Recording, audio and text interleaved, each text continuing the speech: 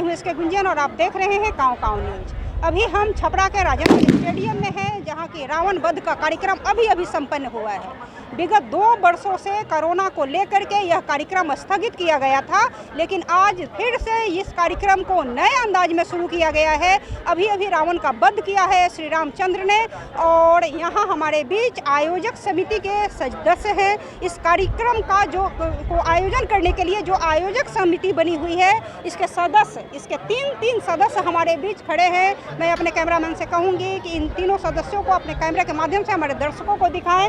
हम बारी से इनसे बात करेंगे और इस कार्यक्रम के जो इस बार विशेष तौर पर इसका आयोजन किया गया है, इसके संबंध में हम पूछेंगे कि इस कार्यक्रम का आयोजन करने में इन लोगों को किन मुश्किलों का सामना करना पड़ा और इस बार किन नई परिस्थितियों में, किस नए अंदाज में इस कार्यक्रम का आयोजन किया गया है। सबसे पहले हम बात करेंगे समिति के संयुक्त सचिव डॉक्टर RN सिंह जी से। डॉक्टर साहब, इस काँव काँव में आपका बहुत बहुत स्वागत है। धन्यवाद। डॉक्टर साहब, हमें ये बताइए जो कि इस कार्यक्रम के आयोजन में आपको चूँकि कोरोना के बाद यह पहला आयोजन है, आपको किन नई परिस्थितियों का सामना करना पड़ा और इस बार के कार्यक्रम में आपने विशेष क्या किया है?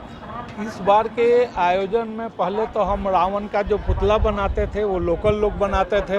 आज के समय में बाहर से, पटना से कलाकार आए हुए हैं, उन्होंने बहुत सराहनीय कदम उठाया है और बहुत अच्छा रावण और मेघनाथ का पुतला का निर्माण किया है, जो बहुत अच्छा है। और यहाँ पर प्रशासन के वजह से, नहीं तो अभी शुरू होता तो थोड़ा गोधली वेला में ही होना चाहिए, प्रशासन ने जल्दी करा दिया। डॉक्टर RN सिंह, जो कि इस आयोजन समिति के संयुक्त सचिव हैं, वो कह रहे हैं कि प्रशासन ने मदद नहीं की, प्रशासन ने सहयोग नहीं किया, नहीं तो इस कार्यक्रम के समय को थोड़ा और आगे बढ़ाया जाना चाहिए था।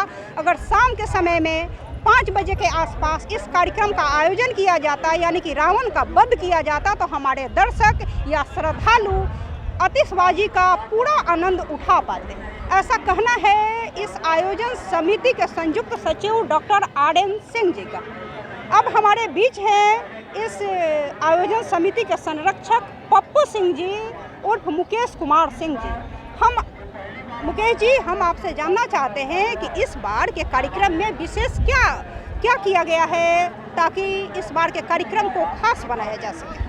विशेष आयोजन समिति की तरफ से ये 2 साल में जो कोरोना काल था, कार्यक्रम को स्थगित था, और दूसरी कारण है कि जो लोकल कलाकार थे रावण वध कार्यक्रम में, और FIR वगैरह हो गया था, उनके यहाँ बम विस्फोट हुआ था। इस कारण हम लोग को इस बार विशेष परेशानी हुई, लेकिन हम लोग पटना से कार्यक्रम कलाकारों को बुलाया गया था। विशेष रूप से पूरा प्रयास था आयोजन समिति का कि कार्यक्रम को विशेष रूप से अच्छा से अच्छा किया जाए, लेकिन जिला प्रशासन के दबाव के चलते, मतलब संध्या के पहले ही इस कार्यक्रम को आयोजन करना पड़ा। इसके चलते आयोजन में कुछ परेशानी हुई और दर्शकों को थोड़ा सा निराश हुआ। अब हमारे सामने हैं इस आयोजन समिति के दूसरे संयुक्त सचिव आली राशिद जी, जो कि इस आयोजन समिति के संयुक्त सचिव हैं। राशिद जी, हम आपसे जानना चाहते हैं कि इस आयोजन समिति का जो स्ट्रक्चर है, इसमें इसके अध्यक्ष कौन हैं और इसमें कितने संख्या में अन्य सदस्यों को शामिल किया गया है, इसके बारे में ज़रा आप हमारे दर्शकों को बताएं। इसके अध्यक्ष हैं सलीम परवेज, उप सभापति बिहार विधानसभा, और इसके संरक्षक है विभूति नारायण शर्मा, कन्हैया जी इसके कोऑर्डिनेटर हैं, और राजेश फैशन कचकार्नी अध्यक्ष हैं, और मेंबर ददन गिरी इसके सचिव हैं, और बाकी मेंबर लोग तो बहुत लोग हैं, जिसमें कितने लोगों को मिला करके ये समिति का निर्माण हुआ? टोटल इसमें 150 आदमी है आयोजन समिति में, और वही चंदा 150 हम लोग लेते हैं, किसी से 1 रुपया बाहर से नहीं लेते हैं। जो समिति में मेंबर हैं उनका पूरा लिस्ट है, और हर आदमी को एक पंपलेट के माध्यम से उनके घर पर भिजवा दिया जाता है, और बैंक बैलेंस बैंक में जमा होता है, और 2 आदमी मिलकर उसको निकालते हैं, किसी तीसरे आदमी के उसमें कोई ज़रूरत नहीं है। यानी कि आयोजन समिति चंदे की वसूली, यानी कि चंदे का लेना देना, खर्च को पूरे पारदर्शिता के साथ करती है ताकि किसी को भी किसी तरह की शंका उत्पन्न न हो। अलवी जी, आप हमें ये बताएं कि इस बार का कार्यक्रम किस तरह से अन्य वर्षों से खास है? इस वर्ष का कार्यक्रम अन्य वर्षों से थोड़ा सा नीचे रह गया ड्यू टू प्रशासन। बाकी ऐसे देखा जाए तो जो भी हम लोग आतिशबाजी जितना बढ़िया लाए थे उस हिसाब से दिन में नहीं समझ में आया कि किसी को कि आतिशबाजी कैसा होता है।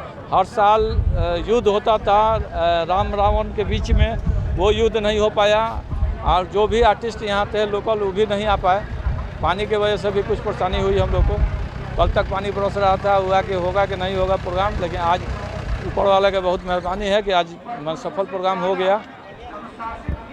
तो ये थे राशिद आलवी जी, और अभी आप उस मैदान में हम खड़े हैं जहाँ की राम ने रावण का वध किया है। अभी आपको बता दें कि दशहरा बुराई पर अच्छाई के जीत के तौर पर मनाई जाती है और इसी को शायद प्रकृति ने भी महसूस किया है। कल से बारिश हो रही थी यहाँ, लेकिन आज जबकि रावण का वध होना था, आतिशबाजी होनी थी, रावण के पुतले को जलाया जाने को था, तब बारिश बंद है और मौसम बिल्कुल साफ है और सभी लोग बगैर किसी परेशानी के इस रावण वध कार्यक्रम का आनंद ले रहे हैं। एक बार फिर से हम अपने दर्शकों को विजयदशमी की हार्दिक बधाई देना चाहेंगे।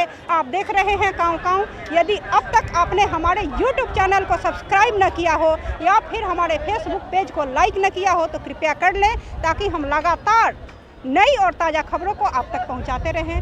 फिर हाजिर होते हैं एक नई खबर के साथ, तब तक के लिए हमें दे इजाज़त।